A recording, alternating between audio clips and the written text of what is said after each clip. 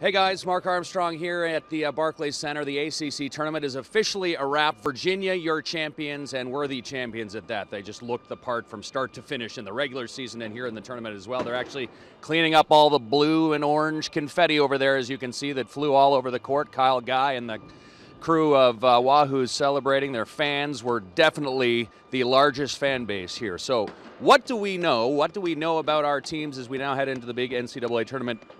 What did we learn about them here at the ACC tournament? I'm going to start with Carolina because they made it deepest here to the championship game. I think they proved, despite losing to Virginia, there's really no shame in losing to Virginia, the top overall seed undoubtedly in the upcoming NCAA tournament. So there's no shame there. I think they proved that they are made of March stuff. They've got all that championship experience, of course, with Joel Berry, Theo Pinson, Luke May coming back.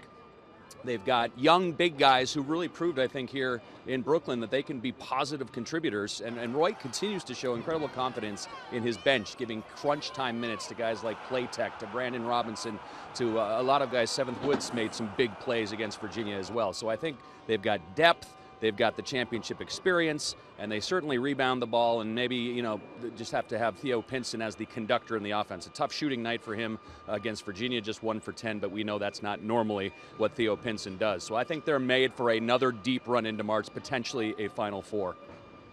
Duke.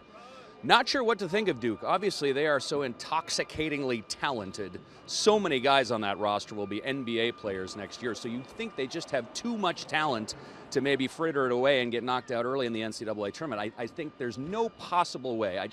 With their talent, I just cannot see them losing in the first weekend.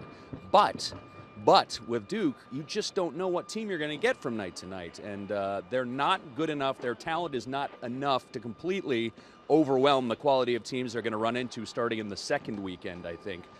So they may be in trouble. I'm not sure what to think of them. They could win it all, too. That's the thing with the Blue Devils. They could win it all, or they may go out in the second weekend, I think. So we've got some more questions from them because that game Friday night, they just did not really look the part against North Carolina. And credit to North Carolina, took Duke out of its game, and North Carolina is obviously a great team in its own right. But Duke's a bit of a mystery, and then NC State obviously was one and done here, so there wasn't a lot to take out of that. A very slow start for them in that game, and then kind of fought back and almost pulled it off out of nowhere in the second half. But NC State is obviously a team that has the talent, can put it together to beat the Dukes, to beat the Carolinas of the world. So they can, if they get, we're anticipating maybe a 9 seed for them, maybe an 8 seed, maybe a 10, in that range. But get past that first game, and that's a team that a number 1 or 2 seed does not want to see in the second round. So they've got potential to get to the second weekend. I think that would maybe be their ceiling, but I think that's what we know about the Wolfpack. Assuming they get in, we've got NC Central in. 4 tournament teams out of the triangle. That's the way we like it.